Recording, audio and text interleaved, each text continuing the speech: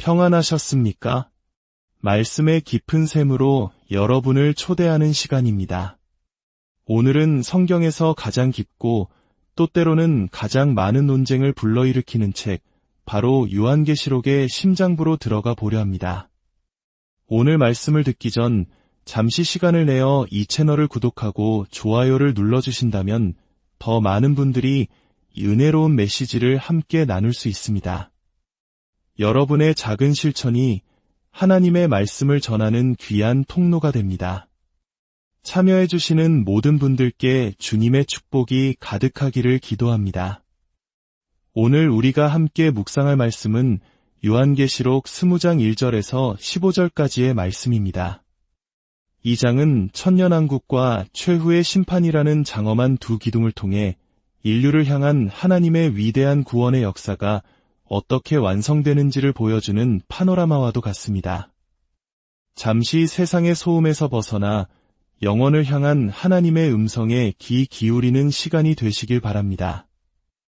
또 내가 봄에 천사가 무저갱의 열쇠와 큰 쇠사슬을 그의 손에 가지고 하늘로부터 내려와서 용을 잡으니 곧의 뱀이여 마귀여 사탄이라. 잡아서 천년 동안 결박하여 무저갱에 던져 넣어 잠그고 그 위에 임봉하여 천년이 차도록 다시는 만국을 미혹하지 못하게 하였는데 그 후에는 반드시 잠깐 노일이라. 이야기는 하늘에서 내려온 한 천사의 압도적인 모습으로 시작됩니다. 그의 손에는 무저갱, 즉 끝을 알 수 없는 깊은 구렁의 열쇠와 거대한 쇠사슬이 들려 있습니다.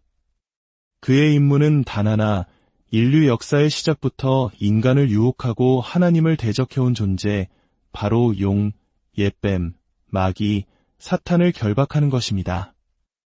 천사는 사탄을 잡아 천년 동안 무저갱에 가둡니다.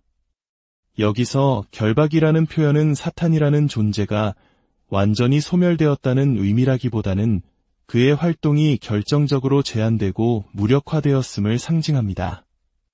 마치 맹수의 발톱과 이빨이 뽑힌 것처럼 그는 더 이상 이전처럼 온 세상을 마음대로 미혹할 수 없게 된 것입니다. 그렇다면 이 천년이라는 시간은 과연 무엇을 의미할까요? 많은 이들이 이 숫자를 문자 그대로의 천년으로 해석하려 하지만 요한계시록에서 숫자는 종종 상징적인 의미로 사용됩니다. 숫자 1000은 완전함, 충만함, 그리고 아주 긴 시간을 나타내는 상징으로 볼 수 있습니다. 따라서 많은 신학자들은 이 천년왕국의 시기를 예수 그리스도의 초림, 즉 이 땅에 오심으로부터 다시 오실 재림까지의 전체 교회 시대로 해석합니다. 바로 지금 우리가 살아가고 있는 이 시대가 사탄의 권세는 결정적으로 꺾였으나 여전히 영적 전투가 계속되는 그리스도와 그의 백성이 다스리는 영적인 천년왕국 시대라는 것입니다. 또 내가 보좌들을 보니 거기에 앉은 자들이 있어 심판하는 권세를 받았더라. 또 내가 보니 예수를 증언함과 하나님의 말씀 때문에 목배임을 당한 자들의 영혼들과 또 짐승과 그의 우상에게 경배하지 아니하고 그들의 이마와 손에 그의 표를 받지 아니한 자들이 살아서 그리스도와 더불어 천년 동안 왕 노릇하니 그 나머지 죽은 자들은 그 천년이 차기까지 살지 못하더라. 이는 첫째 부활이라. 이 첫째 부활에 참여하는 자들은 복이 있고 거룩하도다. 둘째 사망이 그들을 다스리는 권세가 없고 도리어 그들이 하나님과 그리스도의 제사장이 되어 천년 동안 그리스도와 더불어 왕 노릇하리라. 사탄이 결박된 이 기간 동안 요한은 놀라운 광경을 목격합니다. 바로 그리스도와 함께 왕 노릇하는 성도들의 모습입니다. 이들은 누구일까요? 첫째는 복음과 진리를 위해 자신의 목숨까지도 아끼지 않았던 순교자들입니다. 둘째는 세상의 권력과 우상 앞에 무릎 꿇기를 거부하고 끝까지 믿음의 정결함을 지킨 모든 성도들입니다. 일제강점기 시절 신사참배를 거부하며 순교의 피를 흘렸던 우리의 믿음의 선조들처럼 역사 속 모든 시대에서 신실하게 믿음을 지킨 이들이 바로 여기에 해당됩니다. 이들은 첫째 부활에 참여한 자들이라고 성경은 말합니다. 첫째, 부활이란 무엇일까요? 이것은 육신의 부활 이전에 일어나는 영적인 부활, 즉 예수 그리스도를 믿음으로 말미암아 죄와 사망의 권세에서 벗어나 새 생명을 얻는 거듭남을 의미합니다. 우리가 흔히 이야기하는 구원의 상태를 요한계시록은 이토록 역동적인 언어로 표현하고 있는 것입니다. 이 첫째 부활에 참여한 자들에게는 놀라운 복이 약속됩니다. 바로 둘째 사망이 그들을 다스리지 못한다는 것입니다. 둘째 사망이란 마지막 심판 때에 하나님과 영원히 분리되는 영적인 죽음, 즉 지옥의 형벌을 의미합니다. 그러므로 이 구절은 복음의 핵심 진리를 다시 한번 확인시켜줍니다. 예수 안에서 영적으로 거듭난 성도는 최후의 심판대 앞에서 결코 정죄받지 않고 영원한 생명을 누리게 된다는 위대한 약속입니다. 그리고 그들은 그리스도와 함께 왕 노릇합니다. 이것은 우리가 세속적인 권력을 휘두른다는 의미가 아닙니다. 오히려 세상의 죄와 불의에 무릎 꿇지 않고 하나님의 말씀과 성령의 다스림을 받으며 진리 안에서 살아가는 거룩한 삶 그 자체를 의미합니다.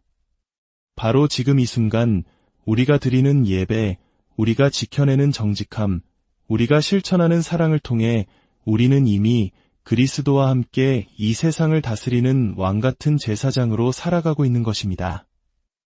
천년이 참의 사탄이 그 옥에서 놓여 나와서 땅의 사방 백성 곧 곡과 마곡을 미혹하고 모아 싸움을 붙이리니 그 수가 바다의 모래 같으리라. 그들이 지면에 널리 퍼져 성도들의 진과 사랑하시는 성을 두루매 하늘에서 불이 내려와 그들을 태워버리고 또 그들을 미혹하는 마귀가 불과 유황못에 던져지니 거기는 그 짐승과 거짓 선지자도 있어 세세토록 밤낮 괴로움을 받으리라. 하지만 영적인 평화의 시대가 끝나고 역사의 마지막에 이르러 새로운 긴장이 등장합니다. 천년의 기간이 끝나자 잠시 풀려난 사탄이 그의 마지막 발악을 시작합니다. 그는 땅의 모든 악의 세력을 총동원하여 하나님의 백성과 교회를 공격합니다. 성경은 이 세력을 곡과 마곡이라는 이름으로 부릅니다. 이는 구약성경 에스겔서에 등장하는 하나님의 백성을 대적하는 상징적인 이름으로 역사상 존재했던 특정 국가나 민족이 아니라 하나님을 대적하는 모든 악한 세력의 총체를 의미합니다. 수많은 이단과 음모론자들이 이 곡과 마곡의 정체를 파헤치고 마지막 전쟁의 시기와 장소를 특정하려 했으며 사람들을 공포로 몰아넣었습니다. 그러나 그것은 성경의 의도를 완전히 왜곡하는 것입니다. 이 장면의 핵심은 전쟁의 규모나 과정이 아닙니다. 주목해야 할 것은 그 결과입니다. 바다의 모래알처럼 수많은 악의 군대가 성도들의 진을 포위하고 금방이라도 모든 것을 집어삼킬 듯 위협하지만 전투는 시작되기도 전에 끝나버립니다. 하늘에서 불이 내려와 그들을 순식간에 소멸시켜 버립니다. 이 장면은 우리에게 분명한 메시지를 전달합니다. 악의 세력이 아무리 거대하고 위협적으로 보일지라도 전능하신 하나님 앞에서는 한순간에 사라질 연기와 같다는 것입니다. 모든 악의 근원인 사탄 역시 먼저 심판받은 짐승과 거짓 선지자처럼 영원한 불과 유황못에 던져져 세세토록 고통받게 될 것입니다. 이것이 악의 최종적인 운명입니다. 또 내가 크고 흰 보좌와 그 위에 앉으신 이를 보니 땅과 하늘이 그 앞에서 피하여 간데 없더라. 또 내가 보니 죽은 자들이 큰 자나 작은 자나 그 보좌 앞에 서 있는데 책들이 펴 있고 또 다른 책이 펴졌으니 곧 생명책이라. 죽은 자들이 자기 행위를 따라 책들에 기록된 대로 심판을 받으니 바다가 그 가운데에서 죽은 자들을 내주고 또 사망과 음부도 그 가운데에서 죽은 자들을 내주매 각 사람이 자기 행위대로 심판을 받고 사망과 음부도 불못에 던져지니 이것은 둘째 사망 곧 불못이라. 누구든지 생명책에 기록되지 못한 자는 불못에 던져지더라. 마침내 역사의 대단원 최후의 심판이 펼쳐집니다. 거대하고 순결한 흰 보좌, 즉 백보좌가 나타나고 그 위에 심판주이신 하나님이 앉아 계십니다. 그분의 권위와 영광 앞에 낡은 땅과 하늘은 흔적도 없이 사라집니다. 그리고 인류 역사상 존재했던 모든 죽은 자들이 지위 고하를 막론하고 모두 부활하여 그 심판대 앞에 서게 됩니다. 심판의 근거는 두 종류의 책입니다. 하나는 각 사람의 모든 행위가 기록된 책들입니다. 다른 하나는 오직 구원받은 자들의 이름만이 기록된 생명책입니다. 여기서 행위에 따라 심판받는다는 구절은 우리의 구원이 선행에 달려있다는 의미가 결코 아닙니다. 성경 전체가 증언하듯 구원은 오직 하나님의 은혜와 그리스도를 믿는 믿음으로만 받습니다. 그렇다면 행위의 기록은 무엇을 의미할까요? 그것은 우리의 삶의 열매가 우리의 믿음이 진짜였는지를 증명하는 증거가 된다는 원리입니다. 참된 믿음은 반드시 선한 행위와 삶의 변화라는 열매를 맺기 마련입니다. 그리고 최종 판결이 내려집니다. 누구든지 그 이름이 생명책에 기록되지 않은 자는 사망과 음부와 함께 영원한 불못, 즉 둘째 사망에 던져집니다. 우리의 이름이 그 생명책에 기록되어 있다는 사실, 그것은 우리의 노력이나 자격 때문이 아니라 전적인 하나님의 은혜요, 우리를 위해 십자가에서 피 흘리신 예수 그리스도의 공로 덕분입니다. 사랑하는 성도 여러분, 요한계시록 20장은 미래에 대한 막연한 공포를 주기 위한 책이 아닙니다. 오히려 오늘을 살아가는 우리에게 소망과 용기를 주기 위한 말씀입니다. 사탄의 권세는 이미 십자가에서 결정적으로 꺾였습니다. 비록 그가 여전히 우는 사자처럼 우리를 위협할지라도 그의 운명은 정해져 있습니다. 세상이 아무리 악하고 어두워 보여도 최후의 승리는 하나님의 것입니다. 우리는 이 영적 긴장 속에서 살아갑니다. 그러나 우리는 동시에 그리스도와 함께 왕 노릇하도록 부름받은 존귀한 자들입니다. 세상의 불의와 타협하지 않고 진리 위에 굳건히 서며 말씀과 성령의 다스림을 받는 삶을 살아내는 것. 이것이 오늘 우리가 감당해야 할 왕의 직분입니다. 결국 우리 모두는 언젠가 저 크고 흰 보좌 앞에 서게 될 것입니다. 그날 우리의 이름이 생명책에서 발견되는 것보다 더 큰 영광은 없을 것입니다. 오늘 하루의 신실한 삶이 영원한 생명책에 우리의 이름을 더욱 선명히 새기는 복된 하루가 되기를 소망합니다. 함께 기도하겠습니다. 거룩하신 하나님 아버지, 오늘 요한계시록의 말씀을 통해 역사의 주관자가 오직 하나님이심을 다시 한번 깨닫게 하시니 감사합니다. 세상의 위협과 사탄의 미혹 속에서도 흔들리지 않는 믿음을 주시고 첫째 부활에 참여한 자로서의 거룩한 자부심을 가지고 살아가게 하옵소서. 우리 삶의 모든 순간이 그리스도와 함께 왕 노릇하는 거룩한 통치가 되게 하시고 불의에 무릎 꿇지 않으며 진리를 살아내는 용기를 더하여 주시옵소서. 마침내 주님의 보좌 앞에 서는 날 우리의 이름이 어린 양의 생명책에 기록된 자로 발견되는 은혜를 누리게 하옵소서. 이 모든 말씀 우리를 구원하신 예수 그리스도의 이름으로 기도드립니다. 아멘. 오늘 말씀을 통해 받으신 은혜가 여러분의 삶의 깊은 위로와 소망이 되기를 바랍니다. 이 메시지가 더 많은 영혼들에게 흘러갈 수 있도록 주변에 나누어 주시는 여러분이 되시기를 축복합니다. 주님의 평강이 여러분과 함께 하시기를. 평안하셨습니까? 말씀의 깊은 샘으로 여러분을 초대하는 시간입니다. 오늘은 성경에서 가장 깊고 또 때로는 가장 많은 논쟁을 불러일으키는 책, 바로 요한계시록의 심장부로 들어가 보려 합니다. 오늘 말씀을 듣기 전 잠시 시간을 내어 이 채널을 구독하고 좋아요를 눌러주신다면 더 많은 분들이 이 은혜로운 메시지를 함께 나눌 수 있습니다. 여러분의 작은 실천이 하나님의 말씀을 전하는 귀한 통로가 됩니다. 참여해주시는 모든 분들께 주님의 축복이 가득하기를 기도합니다. 오늘 우리가 함께 묵상할 말씀은 요한계시록 20장 1절에서 15절까지의 말씀입니다. 이 장은 천년왕국과 최후의 심판이라는 장엄한 두 기둥을 통해 인류를 향한 하나님의 위대한 구원의 역사가 어떻게 완성되는지를 보여주는 파노라마와도 같습니다. 잠시 세상의 소음에서 벗어나 영원을 향한 하나님의 음성에 귀 기울이는 시간이 되시길 바랍니다. 또 내가 봄에 천사가 무저갱의 열쇠와 큰 쇠사슬을 그의 손에 가지고 하늘로부터 내려와서 용을 잡으니 곧의 뱀이요 마귀요 사탄이라. 잡아서 천년 동안 결박하여 무저갱에 던져 넣어 잠그고 그 위에 임봉하여 천년이 차도록 다시는 만국을 미혹하지 못하게 하였는데 그 후에는 반드시 잠깐 노일이라. 이야기는 하늘에서 내려온 한 천사의 압도적인 모습으로 시작됩니다. 그의 손에는 무저갱, 즉 끝을 알 수 없는 깊은 구렁의 열쇠와 거대한 쇠사슬이 들려 있습니다. 그의 임무는 단 하나, 인류 역사의 시작부터 인간을 유혹하고 하나님을 대적해온 존재, 바로 용, 옛뱀, 마귀, 사탄을 결박하는 것입니다. 천사는 사탄을 잡아 천년 동안 무저갱에 가둡니다.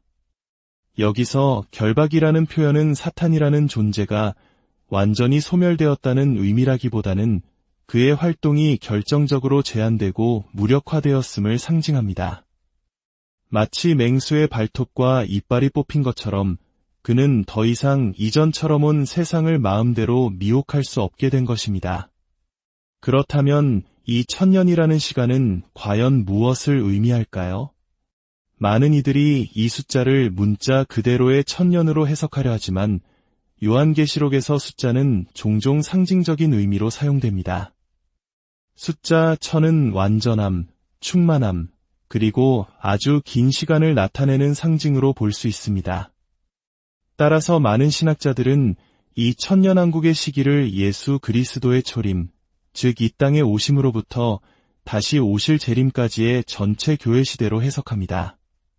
바로 지금 우리가 살아가고 있는 이 시대가 사탄의 권세는 결정적으로 꺾였으나 여전히 영적 전투가 계속되는 그리스도와 그의 백성이 다스리는 영적인 천년왕국 시대라는 것입니다.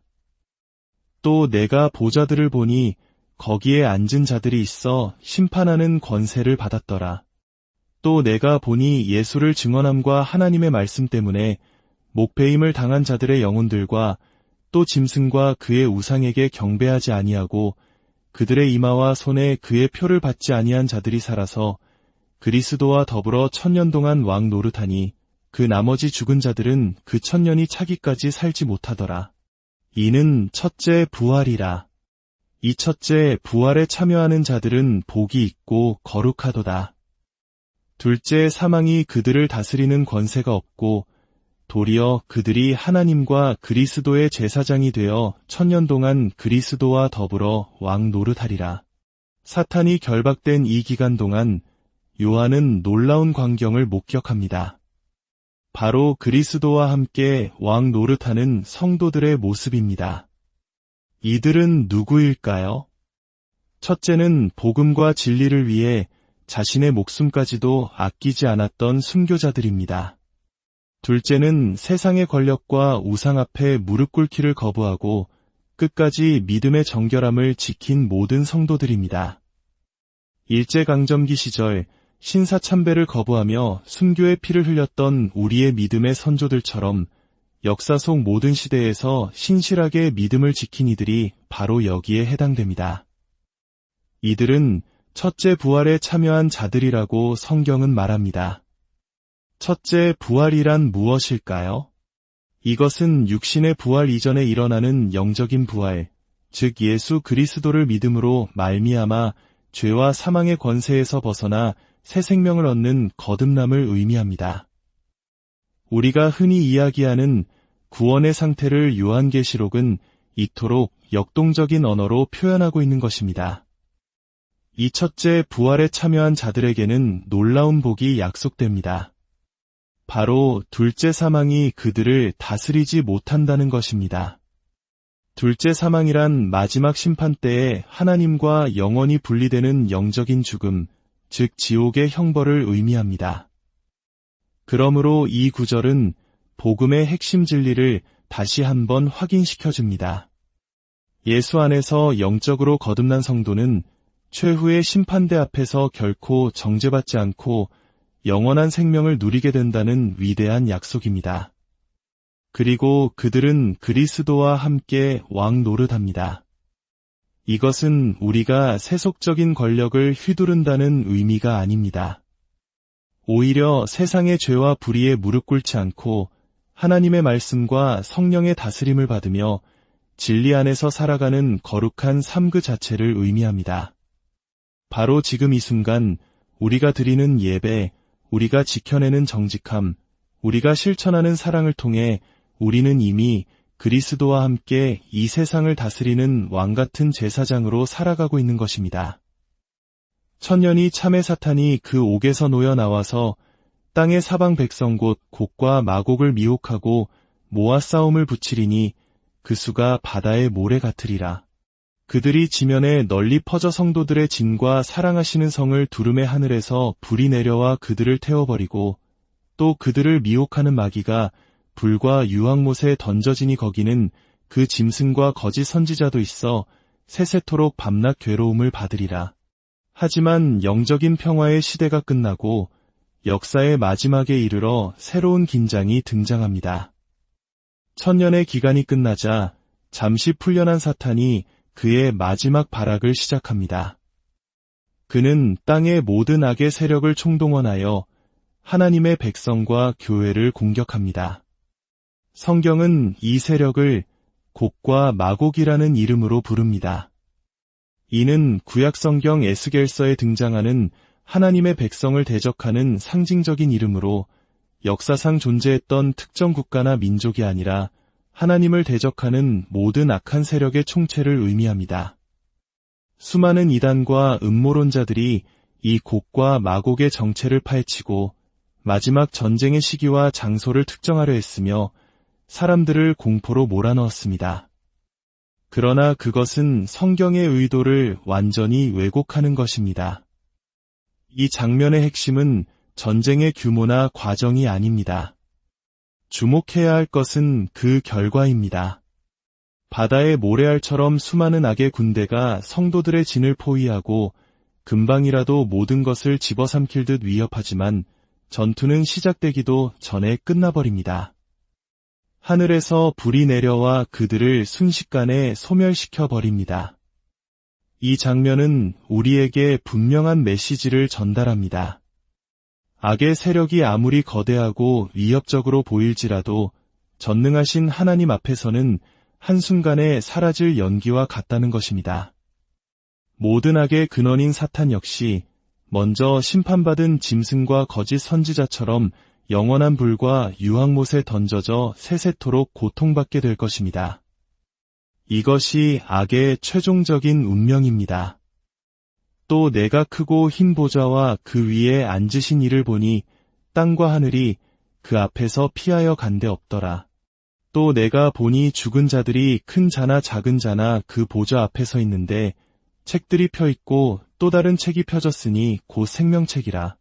죽은 자들이 자기 행위를 따라 책들에 기록된 대로 심판을 받으니 바다가 그 가운데에서 죽은 자들을 내주고 또 사망과 음부도 그 가운데에서 죽은 자들을 내주매 각 사람이 자기 행위대로 심판을 받고 사망과 음부도 불못에 던져지니 이것은 둘째 사망 곧 불못이라.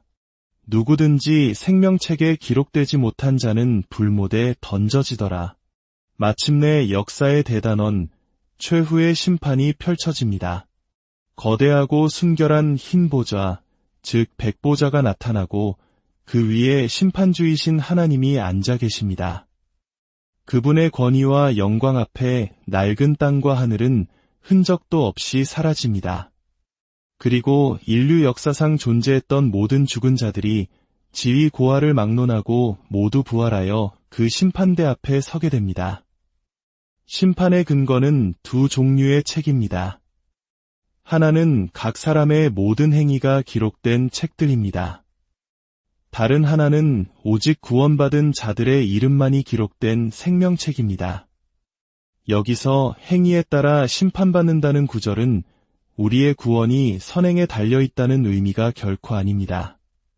성경 전체가 증언하듯 구원은 오직 하나님의 은혜와 그리스도를 믿는 믿음으로만 받습니다. 그렇다면 행위의 기록은 무엇을 의미할까요? 그것은 우리의 삶의 열매가 우리의 믿음이 진짜였는지를 증명하는 증거가 된다는 원리입니다. 참된 믿음은 반드시 선한 행위와 삶의 변화라는 열매를 맺기 마련입니다. 그리고 최종 판결이 내려집니다. 누구든지 그 이름이 생명책에 기록되지 않은 자는 사망과 음부와 함께 영원한 불못, 즉 둘째 사망에 던져집니다. 우리의 이름이 그 생명책에 기록되어 있다는 사실, 그것은 우리의 노력이나 자격 때문이 아니라 전적인 하나님의 은혜여, 우리를 위해 십자가에서 피 흘리신 예수 그리스도의 공로 덕분입니다. 사랑하는 성도 여러분, 요한계시록 20장은 미래에 대한 막연한 공포를 주기 위한 책이 아닙니다. 오히려 오늘을 살아가는 우리에게 소망과 용기를 주기 위한 말씀입니다. 사탄의 권세는 이미 십자가에서 결정적으로 꺾였습니다. 비록 그가 여전히 우는 사자처럼 우리를 위협할지라도 그의 운명은 정해져 있습니다. 세상이 아무리 악하고 어두워 보여도 최후의 승리는 하나님의 것입니다. 우리는 이 영적 긴장 속에서 살아갑니다. 그러나 우리는 동시에 그리스도와 함께 왕 노릇하도록 부름받은 존귀한 자들입니다. 세상의 불의와 타협하지 않고 진리 위에 굳건히 서며 말씀과 성령의 다스림을 받는 삶을 살아내는 것. 이것이 오늘 우리가 감당해야 할 왕의 직분입니다. 결국 우리 모두는 언젠가 저 크고 흰 보좌 앞에 서게 될 것입니다. 그날 우리의 이름이 생명책에서 발견되는 것보다 더 큰 영광은 없을 것입니다. 오늘 하루의 신실한 삶이 영원한 생명책에 우리의 이름을 더욱 선명히 새기는 복된 하루가 되기를 소망합니다. 함께 기도하겠습니다.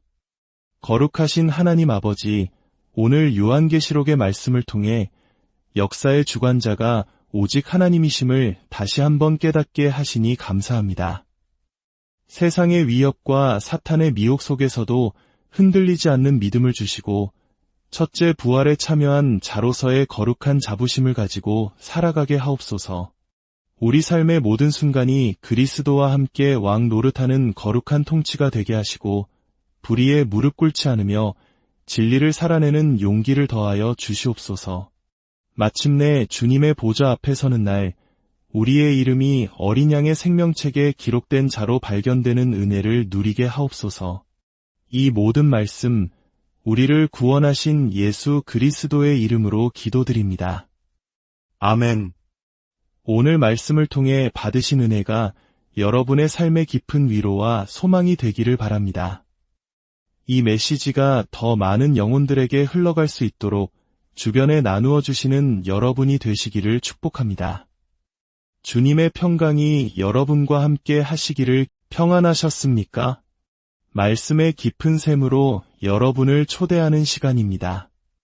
오늘은 성경에서 가장 깊고 또 때로는 가장 많은 논쟁을 불러일으키는 책, 바로 요한계시록의 심장부로 들어가 보려 합니다.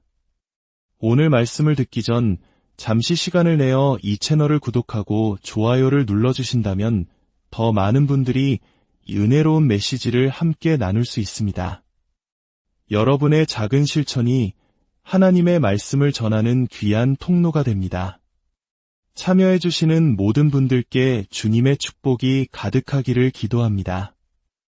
오늘 우리가 함께 묵상할 말씀은 요한계시록 20장 1절에서 15절까지의 말씀입니다. 이 장은 천년왕국과 최후의 심판이라는 장엄한 두 기둥을 통해 인류를 향한 하나님의 위대한 구원의 역사가 어떻게 완성되는지를 보여주는 파노라마와도 같습니다.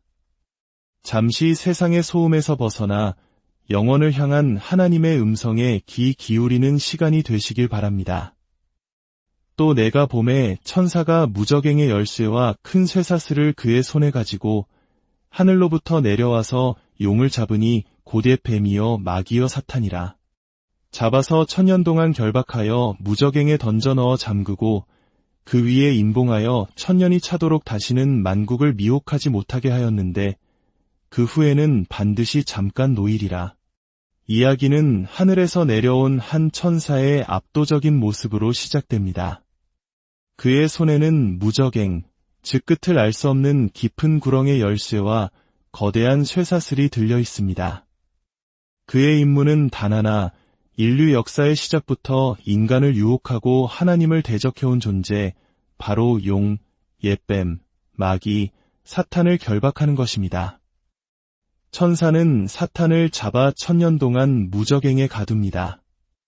여기서 결박이라는 표현은 사탄이라는 존재가 완전히 소멸되었다는 의미라기보다는 그의 활동이 결정적으로 제한되고 무력화되었음을 상징합니다.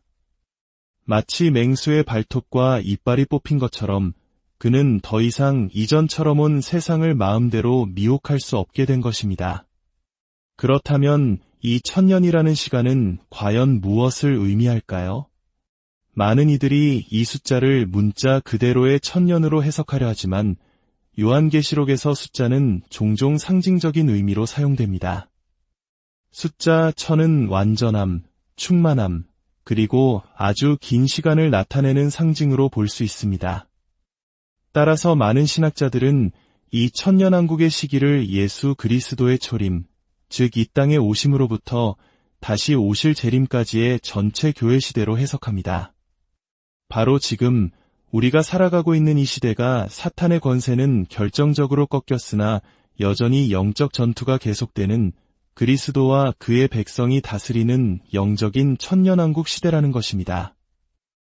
또 내가 보좌들을 보니 거기에 앉은 자들이 있어 심판하는 권세를 받았더라.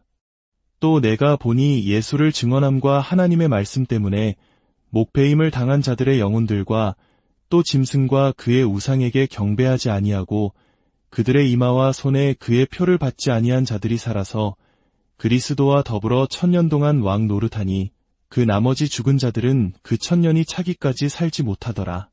이는 첫째 부활이라.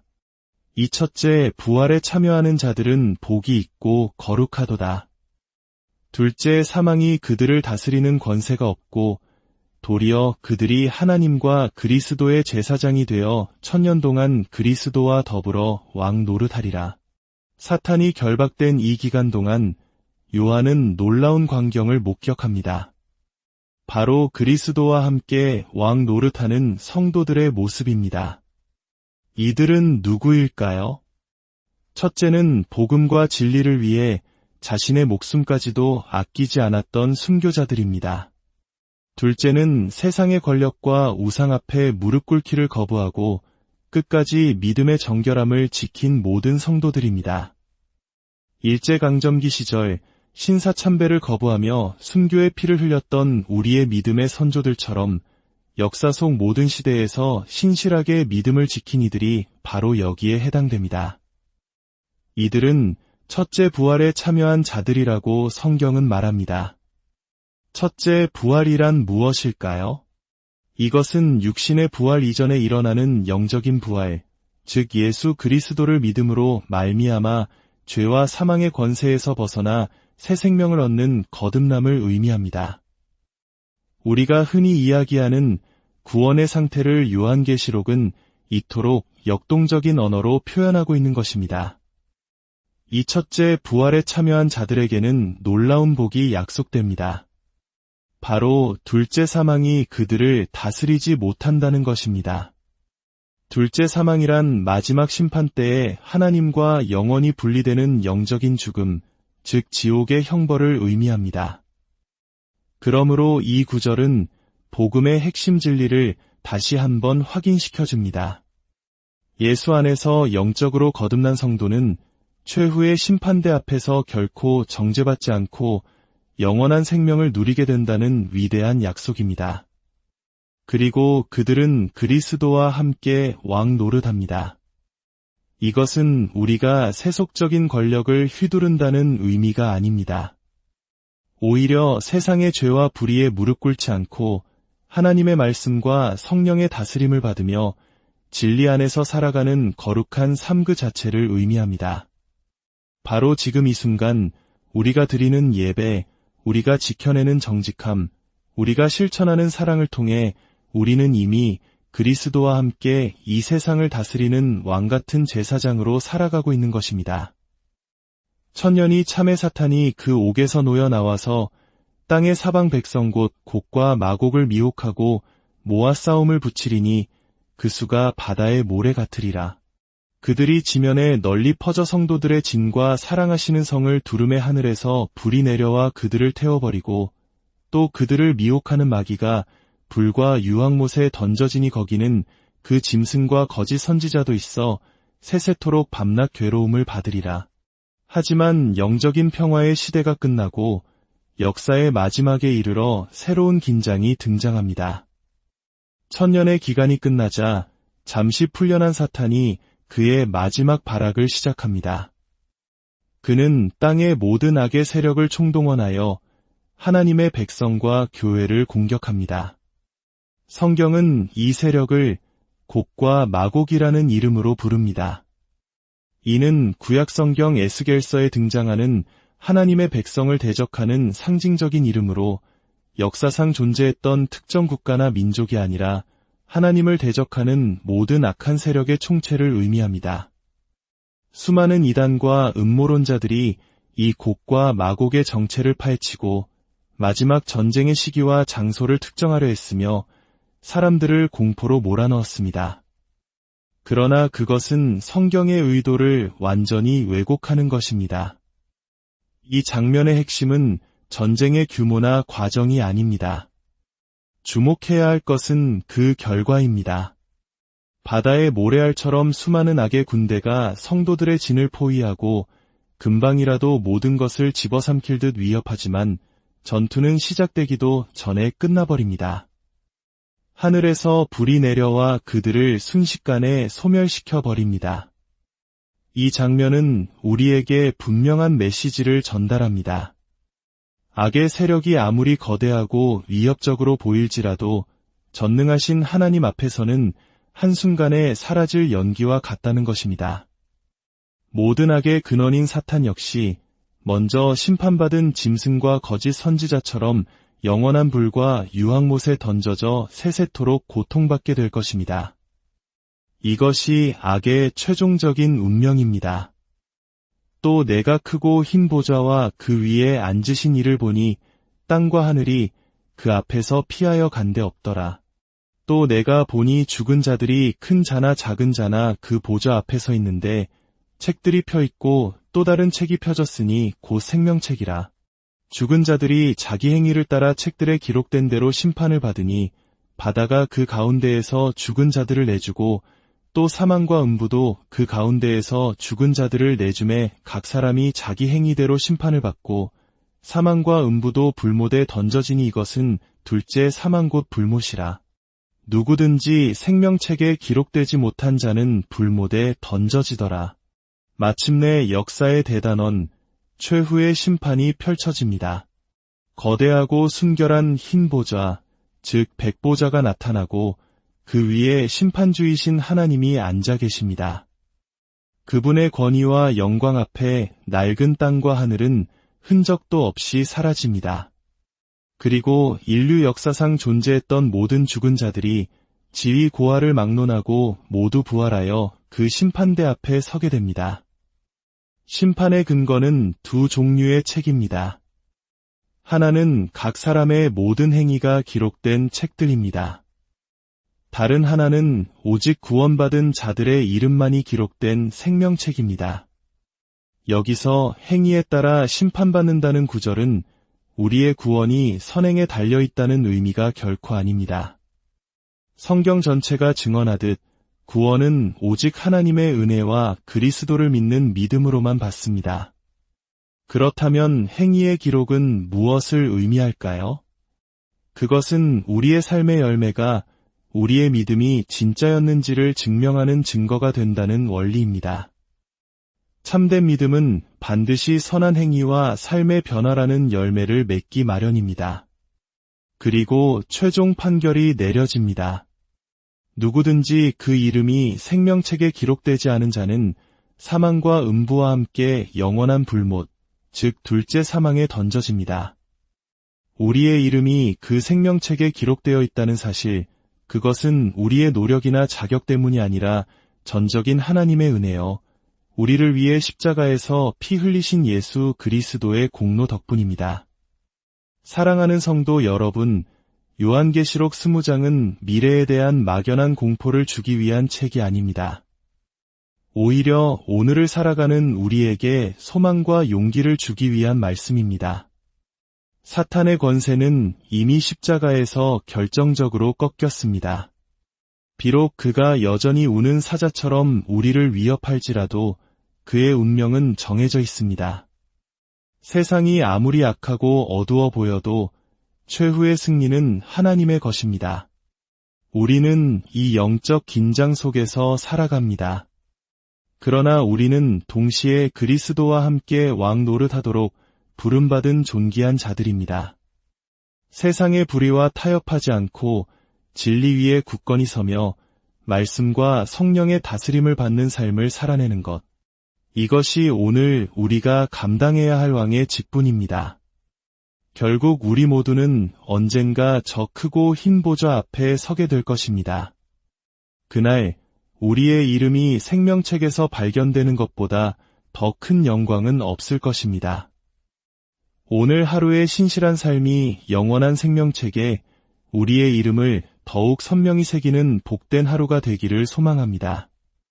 함께 기도하겠습니다. 거룩하신 하나님 아버지, 오늘 요한계시록의 말씀을 통해 역사의 주관자가 오직 하나님이심을 다시 한번 깨닫게 하시니 감사합니다.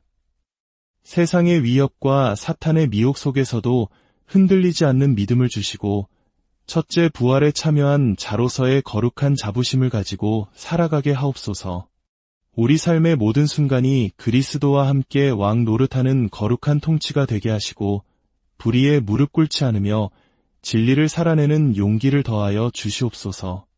마침내 주님의 보좌 앞에 서는 날 우리의 이름이 어린 양의 생명책에 기록된 자로 발견되는 은혜를 누리게 하옵소서. 이 모든 말씀 우리를 구원하신 예수 그리스도의 이름으로 기도드립니다. 아멘. 오늘 말씀을 통해 받으신 은혜가 여러분의 삶의 깊은 위로와 소망이 되기를 바랍니다. 이 메시지가 더 많은 영혼들에게 흘러갈 수 있도록 주변에 나누어 주시는 여러분이 되시기를 축복합니다. 주님의 평강이 여러분과 함께 하시기를. 평안하셨습니까? 말씀의 깊은 샘으로 여러분을 초대하는 시간입니다. 오늘은 성경에서 가장 깊고 또 때로는 가장 많은 논쟁을 불러일으키는 책, 바로 요한계시록의 심장부로 들어가 보려 합니다. 오늘 말씀을 듣기 전 잠시 시간을 내어 이 채널을 구독하고 좋아요를 눌러주신다면 더 많은 분들이 이 은혜로운 메시지를 함께 나눌 수 있습니다. 여러분의 작은 실천이 하나님의 말씀을 전하는 귀한 통로가 됩니다. 참여해주시는 모든 분들께 주님의 축복이 가득하기를 기도합니다. 오늘 우리가 함께 묵상할 말씀은 요한계시록 20장 1절에서 15절까지의 말씀입니다. 이 장은 천년왕국과 최후의 심판이라는 장엄한 두 기둥을 통해 인류를 향한 하나님의 위대한 구원의 역사가 어떻게 완성되는지를 보여주는 파노라마와도 같습니다. 잠시 세상의 소음에서 벗어나 영원을 향한 하나님의 음성에 귀 기울이는 시간이 되시길 바랍니다. 또 내가 봄에 천사가 무저갱의 열쇠와 큰 쇠사슬을 그의 손에 가지고 하늘로부터 내려와서 용을 잡으니 곧의 뱀이여 마귀여 사탄이라. 잡아서 천년 동안 결박하여 무저갱에 던져 넣어 잠그고 그 위에 임봉하여 천년이 차도록 다시는 만국을 미혹하지 못하게 하였는데 그 후에는 반드시 잠깐 노일이라. 이야기는 하늘에서 내려온 한 천사의 압도적인 모습으로 시작됩니다. 그의 손에는 무적행, 즉 끝을 알 수 없는 깊은 구렁의 열쇠와 거대한 쇠사슬이 들려 있습니다.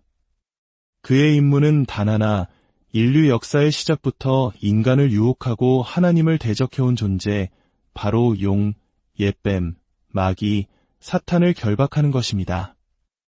천사는 사탄을 잡아 1000년 동안 무적행에 가둡니다. 여기서 결박이라는 표현은 사탄이라는 존재가 완전히 소멸되었다는 의미라기보다는 그의 활동이 결정적으로 제한되고 무력화되었음을 상징합니다. 마치 맹수의 발톱과 이빨이 뽑힌 것처럼 그는 더 이상 이전처럼 온 세상을 마음대로 미혹할 수 없게 된 것입니다. 그렇다면 이 1000년이라는 시간은 과연 무엇을 의미할까요? 많은 이들이 이 숫자를 문자 그대로의 1000년으로 해석하려 하지만 요한계시록에서 숫자는 종종 상징적인 의미로 사용됩니다. 숫자 1000은 완전함, 충만함, 그리고 아주 긴 시간을 나타내는 상징으로 볼 수 있습니다. 따라서 많은 신학자들은 이 천년왕국의 시기를 예수 그리스도의 초림, 즉 이 땅에 오심으로부터 다시 오실 재림까지의 전체 교회 시대로 해석합니다. 바로 지금 우리가 살아가고 있는 이 시대가 사탄의 권세는 결정적으로 꺾였으나 여전히 영적 전투가 계속되는 그리스도와 그의 백성이 다스리는 영적인 천년왕국 시대라는 것입니다. 또 내가 보좌들을 보니 거기에 앉은 자들이 있어 심판하는 권세를 받았더라. 또 내가 보니 예수를 증언함과 하나님의 말씀 때문에 목배임을 당한 자들의 영혼들과 또 짐승과 그의 우상에게 경배하지 아니하고 그들의 이마와 손에 그의 표를 받지 아니한 자들이 살아서 그리스도와 더불어 1000년 동안 왕 노릇하니 그 나머지 죽은 자들은 그 1000년이 차기까지 살지 못하더라. 이는 첫째 부활이라. 이 첫째 부활에 참여하는 자들은 복이 있고 거룩하도다. 둘째 사망이 그들을 다스리는 권세가 없고 도리어 그들이 하나님과 그리스도의 제사장이 되어 1000년 동안 그리스도와 더불어 왕 노릇하리라. 사탄이 결박된 이 기간 동안 요한은 놀라운 광경을 목격합니다.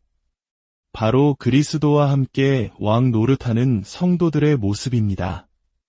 이들은 누구일까요? 첫째는 복음과 진리를 위해 자신의 목숨까지도 아끼지 않았던 순교자들입니다.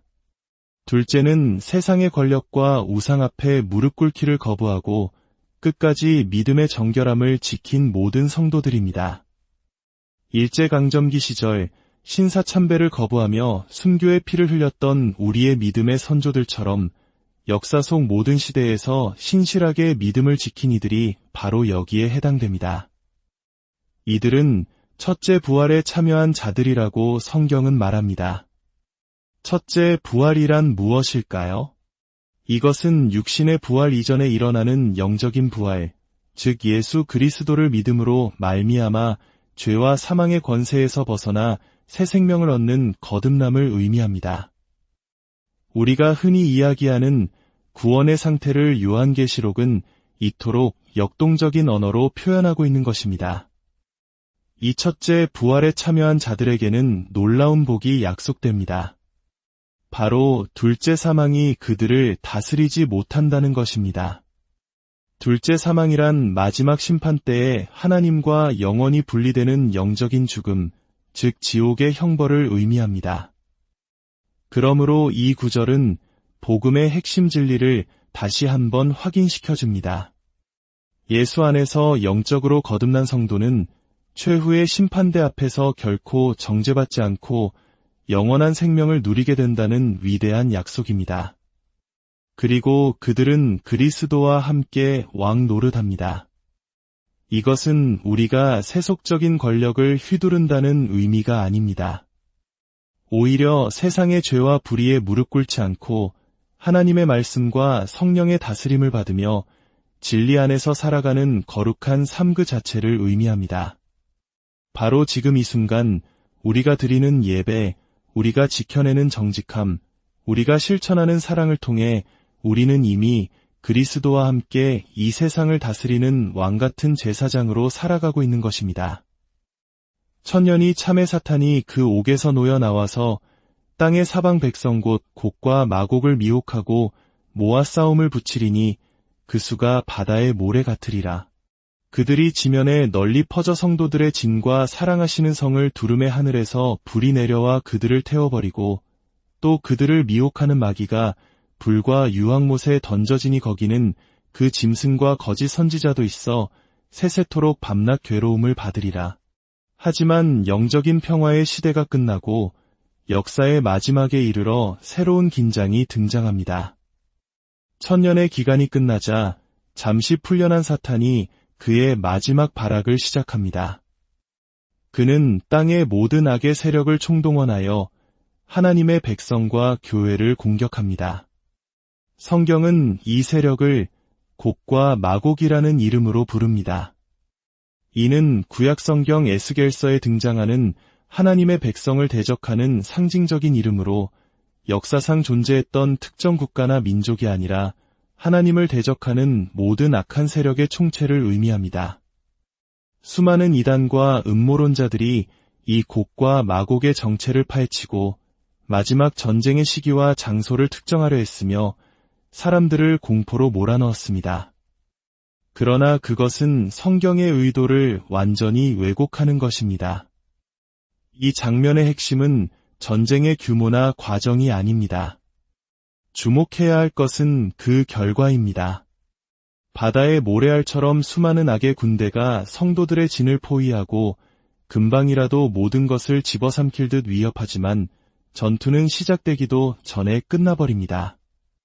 하늘에서 불이 내려와 그들을 순식간에 소멸시켜 버립니다. 이 장면은 우리에게 분명한 메시지를 전달합니다. 악의 세력이 아무리 거대하고 위협적으로 보일지라도 전능하신 하나님 앞에서는 한순간에 사라질 연기와 같다는 것입니다.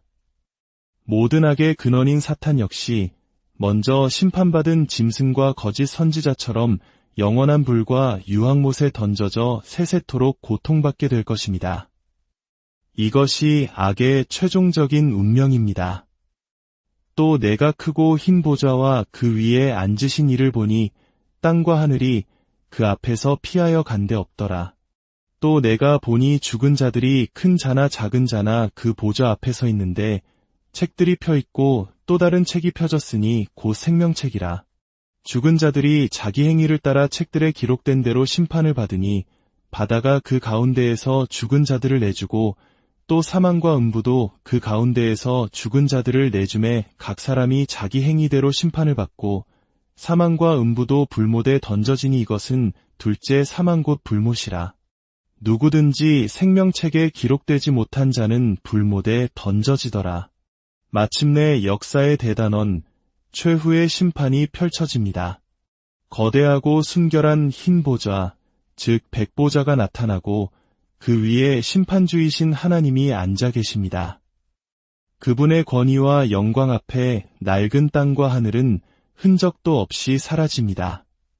그리고 인류 역사상 존재했던 모든 죽은 자들이 지위 고하를 막론하고 모두 부활하여 그 심판대 앞에 서게 됩니다. 심판의 근거는 두 종류의 책입니다. 하나는 각 사람의 모든 행위가 기록된 책들입니다. 다른 하나는 오직 구원받은 자들의 이름만이 기록된 생명책입니다. 여기서 행위에 따라 심판받는다는 구절은 우리의 구원이 선행에 달려있다는 의미가 결코 아닙니다.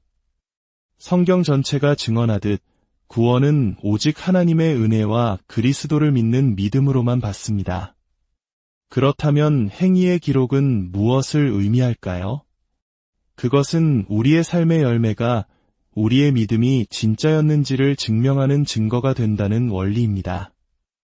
참된 믿음은 반드시 선한 행위와 삶의 변화라는 열매를 맺기 마련입니다. 그리고 최종 판결이 내려집니다.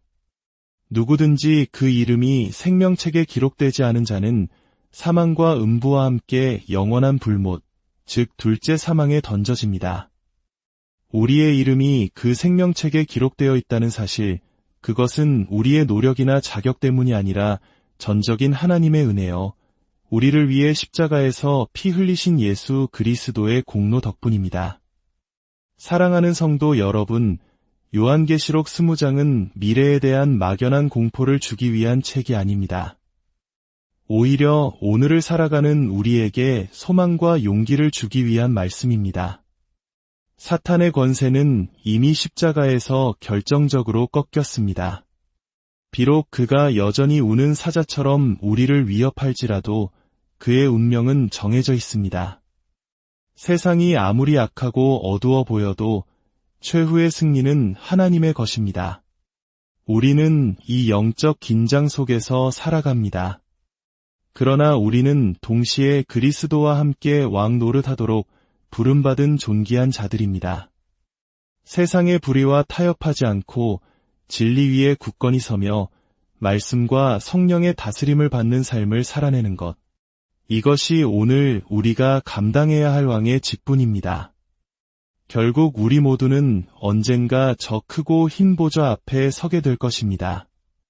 그날 우리의 이름이 생명책에서 발견되는 것보다 더 큰 영광은 없을 것입니다. 오늘 하루의 신실한 삶이 영원한 생명책에 우리의 이름을 더욱 선명히 새기는 복된 하루가 되기를 소망합니다. 함께 기도하겠습니다. 거룩하신 하나님 아버지, 오늘 요한계시록의 말씀을 통해 역사의 주관자가 오직 하나님이심을 다시 한번 깨닫게 하시니 감사합니다. 세상의 위협과 사탄의 미혹 속에서도 흔들리지 않는 믿음을 주시고 첫째 부활에 참여한 자로서의 거룩한 자부심을 가지고 살아가게 하옵소서.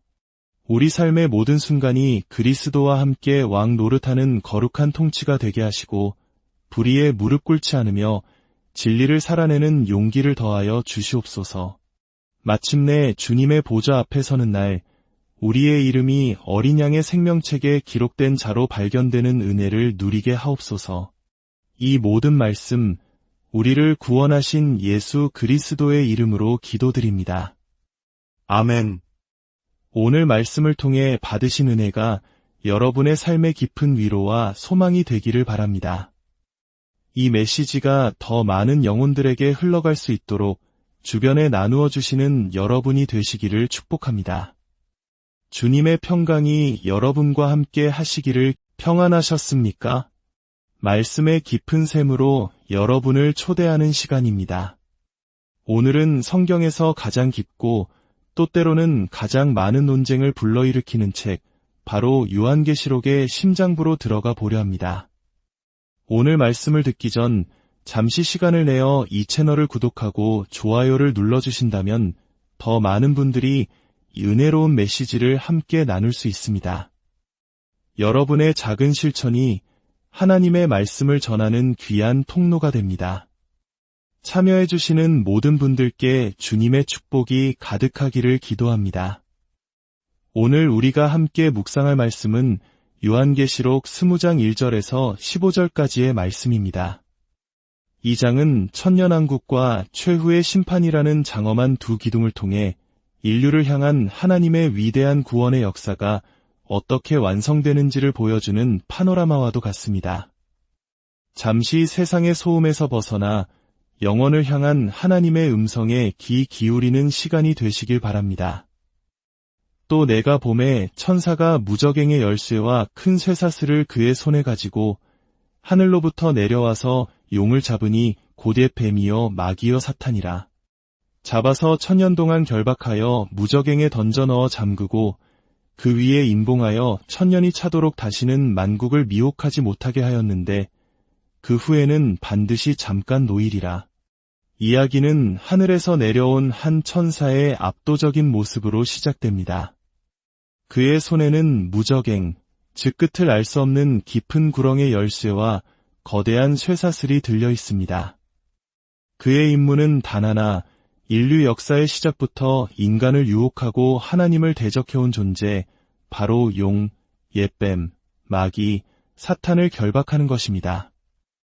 천사는 사탄을 잡아 천년 동안 무저갱에 가둡니다. 여기서 결박이라는 표현은 사탄이라는 존재가 완전히 소멸되었다는 의미라기보다는 그의 활동이 결정적으로 제한되고 무력화되었음을 상징합니다. 마치 맹수의 발톱과 이빨이 뽑힌 것처럼 그는 더 이상 이전처럼 온 세상을 마음대로 미혹할 수 없게 된 것입니다. 그렇다면 이 1000년이라는 시간은 과연 무엇을 의미할까요? 많은 이들이 이 숫자를